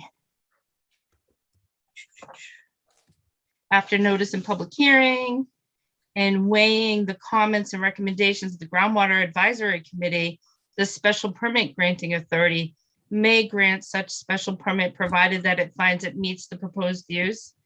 And then it lists the 3 criteria. And it also talks in a different section about simplicity, reliability, feasibility. But in our bylaws, it doesn't say it's the groundwater committee that's voting on these. It's a special permit granting authority, because the groundwater committee is advisory. So when I looked up the other towns, Sherborne was the one that had a groundwater committee, and they proposed their letter. They said, should the groundwater advisory committee, no, should the special permit granting authority grant the special permit, we would recommend these conditions. And that way you don't have 2 boards voting. Like, it should be the special permit granting authority voting on a special permit, but not an advisory committee. An advisory committee is supposed to make recommendations. And I was trying to think about this today, like, as Fred knows, if there's a special permit, you have to list the complete list of all chemicals and pesticides with the sheets. And there's 5 criteria. The last one is an analysis by a technically qualified expert. Like, they could have a checklist and go off that it met, they did get the analysis by the technically qualified expert. They did meet the items that are needed for the application. And then state, should the special permit granting authority grant the special permit, we would recommend these conditions. I just, as the special permit granting authority, I don't think the advisory committee should be voting. Okay, so wait, this is as it relates to a bylaw or as it relates to a memo? Oh, this is the memo. Sorry, I have the memo out. You know, the bylaw I was doing was if it was a legal liability and we had two boards voting on the same criteria, then one of them should be deleted. The other towns did not have a groundwater advisory committee. It would just be Fred's memo would come to the planning board. And then the planning board would read Fred's letter, and Fred's letter always says, you know, the person met this, that, and the other thing. Fred's really good with going down the criteria and the conditions. And then we would be the ones to vote. And take out the middleman if they're not doing anything that we're not doing. So then I think Jason, as the chair, was listening to our meetings, and he did go and he did change how the memo was stated, which I thank him for doing. And so now in front of the groundwater on their agenda, they're going to review how they want to word the memo. But as the special permit granting authority that the memo is coming to, I thought maybe as a committee, we would want input. What do we want from our advisory committee? Okay, so Anthony, you're the groundwater rep here. What is the background for this in general? Well, so in the way I recall it, and Fred, you can correct me if I got something wrong here, but the discussion was around that we would go over all the criteria, well, not the criteria, but basically go through and check all the guidelines, and then set conditions for any application. And then the language would be, should the SPGA grant approval to this application, these are the conditions that we recommend to apply, upon that being approved. That's how I recall that meeting being concluded, but I think the memo looks a little bit different that came out. Okay, so I'm gonna put, do you want me to pull up the memo here? Does someone have the memo? I was just trying to look for it. So this is something that's in draft status, and we're just providing feedback that we think the language needs to just be adjusted in a different way that doesn't create a liability. Is that? Well, I think so we were supposed to meet last week or the week before, I don't remember. And we were to review this, and then the meeting was canceled last minute. And I just thought that would give us, maybe it's a good idea for the planning board to have an opportunity to review it and provide input for the next time groundwater gets back together. Sorry, I'm on mute. Fred, from your perspective, what the purpose of this memo revision is to make it clearer, or what is the purpose of the memo here? The chair of the groundwater committee asked for some clarification. He's made it quite clear to each of the applicants in the last 3 or 4 months that the groundwater committee is just that, advisory, and that they don't vote to approve or disapprove a project. They vote to recommend approval to the SPGA, who has the ultimate decision. And I think it's a bit overkill, but I'm trying to accommodate what the chair would like and make sure that the wording that goes forward to the SPGA, whether it's the planning board or the zoning board of appeals, is clear that what Jason had asked for was exactly what Amy had stated that Sherburne uses is, should the SPGA decide to grant the application, whether it's a special permit or variance, these following comments are recommended as conditions in order to make sure that it meets the bylaw. Okay. This is always what it was intended to be. As the person who wrote the letters for the last 20+ years, it was never my intention to send a letter to the SPGA telling them that the board had voted to approve. And Yeah. if that was relayed by an applicant, it was clearly a mistake on their part. It was never the intention of the committee or myself. Okay, so it sounds like just this memo was worded in a different way that was intended, because Amy, it sounds like your concern is that it's going down the criteria and it's implying a vote on the criteria, which shouldn't be taken.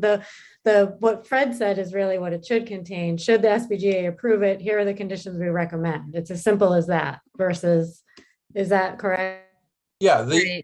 what the draft was that I sent to the committee was what I had talked to them about at their previous meeting, whenever we did meet the last, which it has been a couple of months, was that these are the conditions that the groundwater committee would recommend, the comments that they would recommend as conditions, so that the project does meet the following criteria, and it comes right out of the bylaw. It's just a standard statement that says you can grant it because by implementing these as conditions, they would meet this portion of the bylaw X, Y, and Z. Those items, those 3 items that are in there.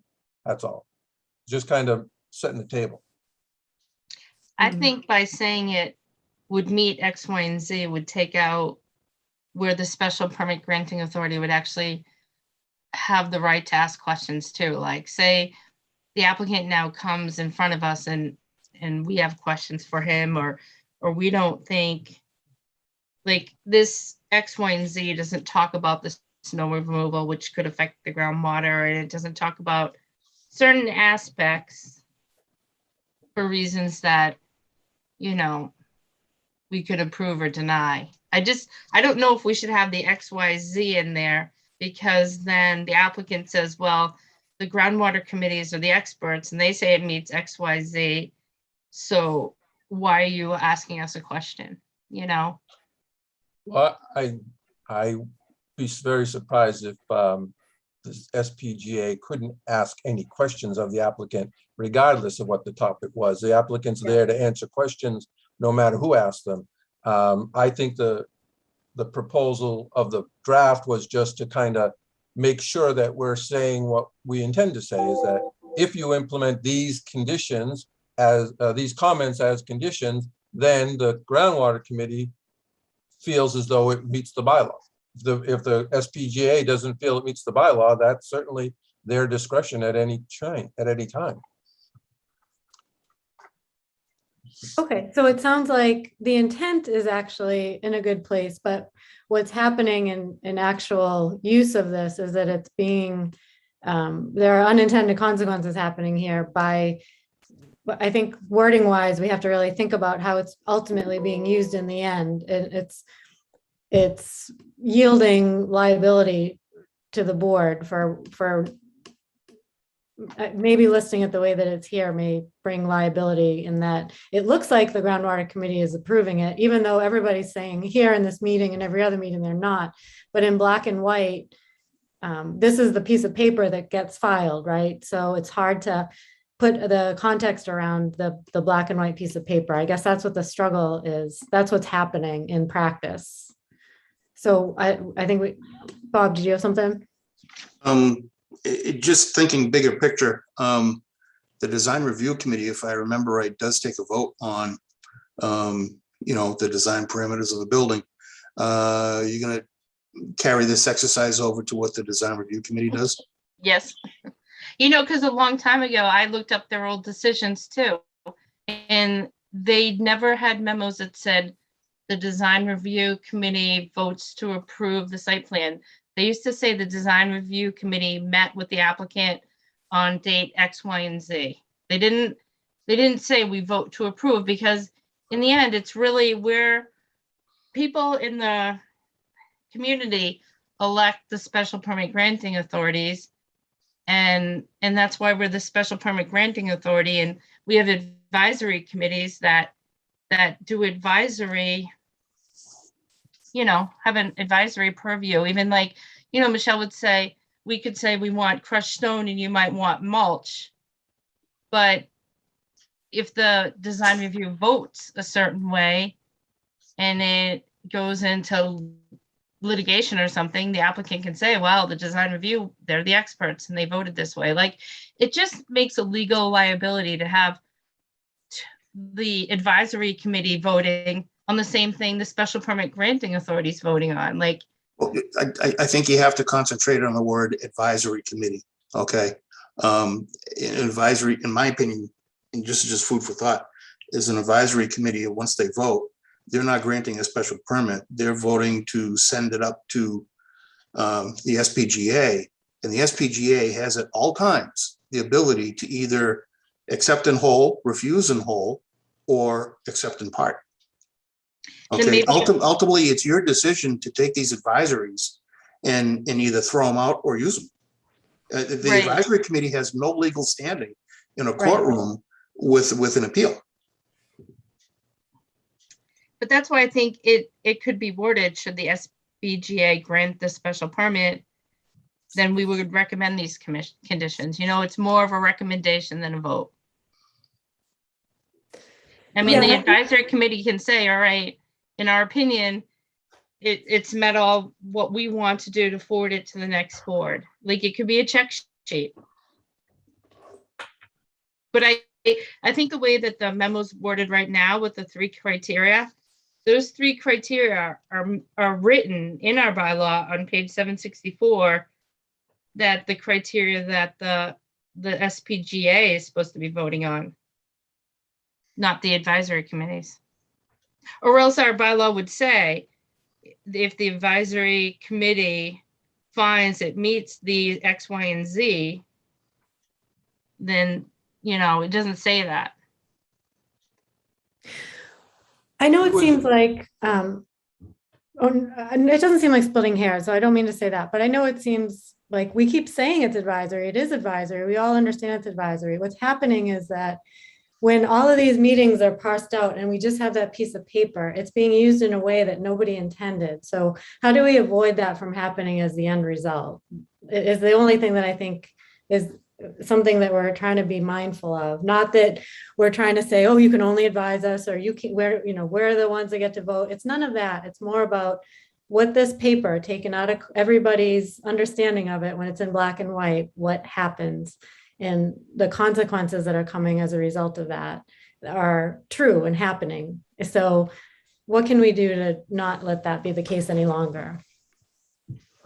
I mean, I guess- think I part guess- of it is that we're getting caught between what it means when the advisory committee accepts the application and votes to move it to the next planning stage, the planning board stage, and it's being used as an approval, in more, I would say, legal, instances.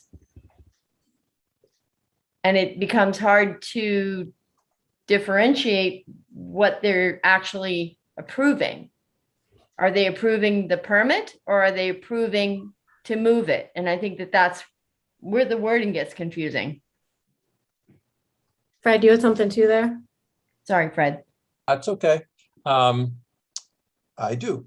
The committee is not approving anything. The committee has never been approving anything. I think that the draft that you're talking about, the committee hasn't even met and discussed it yet.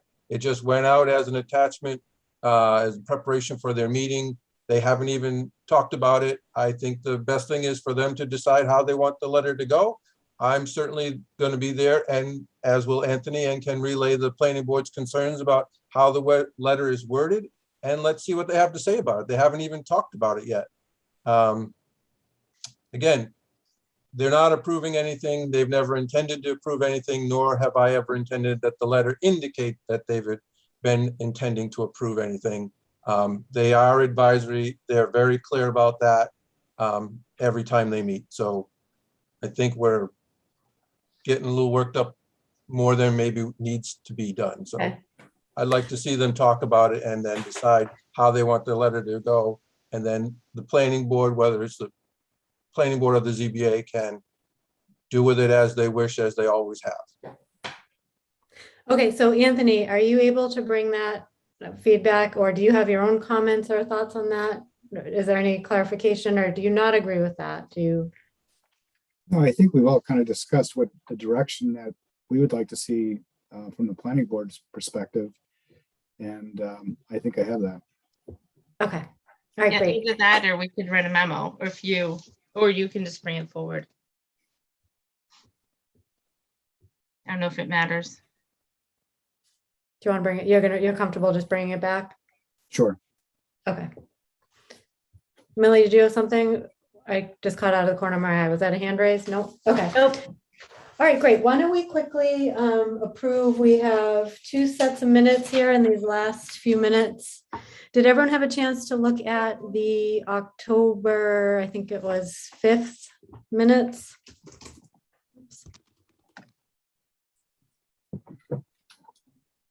I Yep. did. Okay, are there any amendments to the minutes? I didn't have any. Nor did I. Okay, Nope, Is they look there- good. great. I didn't have any edits either. Is there a motion to accept the minutes as submitted for October 5th? So moved. Second, Second, all in favor, Amy, Aye. Anthony? Aye. Millie? aye. And carries an aye. Minutes from the 19th. Did anybody have any amendments to the minutes on the October 19th? I mean, I had a quick one. Sure. Page 2 at the very top, I just wanted to add a sentence. Ashley was talking about the trail, the multi-use trail. And we went around and talked about what we thought about it. And the very top, it had Michelle's statement. But before Michelle, I just made a statement where I said Ms. Paretsky thought it was a great project and one that the residents would support. I just wanted my statement there. And I can either forward that to you, Fred, or to Melanie, or if she's watching, just one sentence, if people agree. Okay, will you repeat that sentence? It was for me.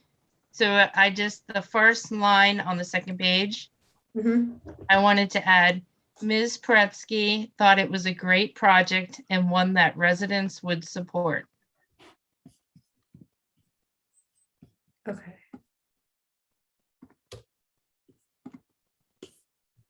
Sorry about that. Okay, so any other amendments to the minutes? Okay, is there a motion to accept the minutes as amended? So moved. Second? Second, second, Okay, all in favor, Millie, aye. Amy, Aye. Anthony? Oh, did you say aye? I, Yep, okay, and carries an aye. All right, that's all I have for minutes, so we're caught up there. We have a couple extra minutes here, so why don't, let's see. While we have a few minutes, I'd be willing to take some public comments in these last 5 minutes. If there's any comments on some of the bylaws that we talked about, or the presentations we heard tonight, that would be welcome. Okay, I have one hand up.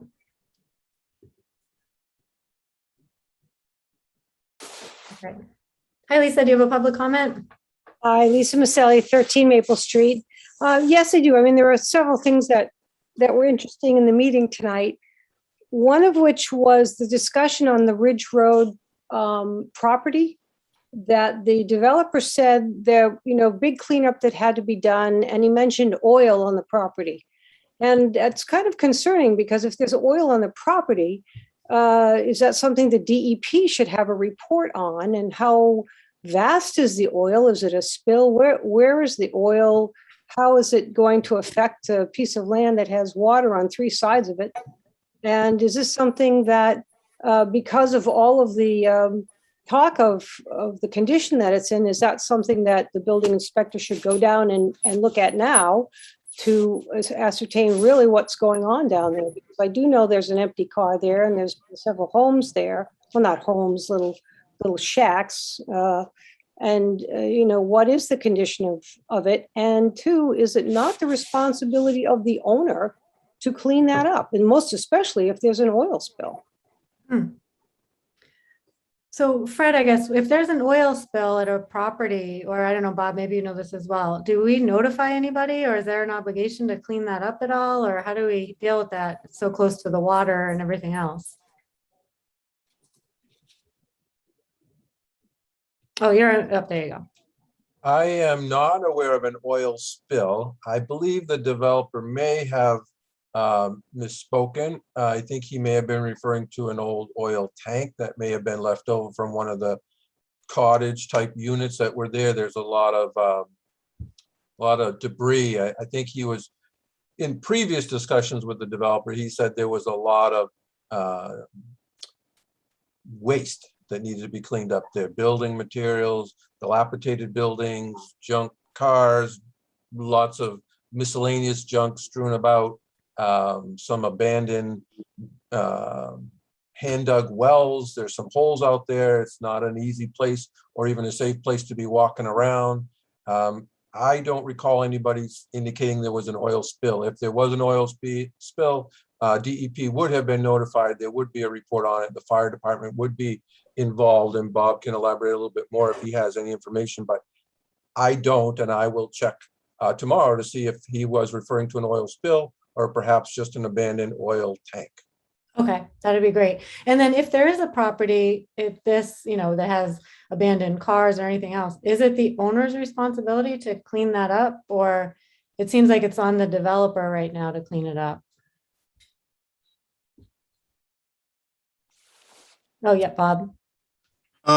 It could run either way. Right now, obviously if there's a car out there and there is one, it's the owner's responsibility to clean it up. There is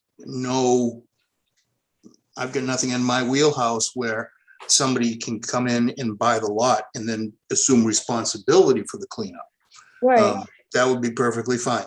To my knowledge, nobody has reported any kind of a spill to me of any kind. And I don't know about it. If it was reported to me, I would probably call the fire department, the health department, and the DEP. But I have not been notified of any of that. Okay.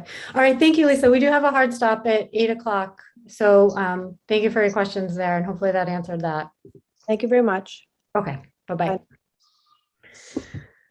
Okay, it's 8 o'clock and we are going into executive session. So I'm going to ask for a motion to go into executive session pursuant to MGL Chapter 30A, Section 21, Subsection 3, litigation regarding pending land use litigation, the Gutierrez Company versus Northborough Planning Board, Land Court Case Number 21, MISC 000046, the Gutierrez Company versus Northborough Planning Board, Land Court Case Number 21, MISC 000380, Isomedics Operations, Inc., doing business as Steris AST versus Northborough Planning Board, Land Court Case Number 21, MISC 000436, and Abu Construction, Inc. and KA Realty, Inc.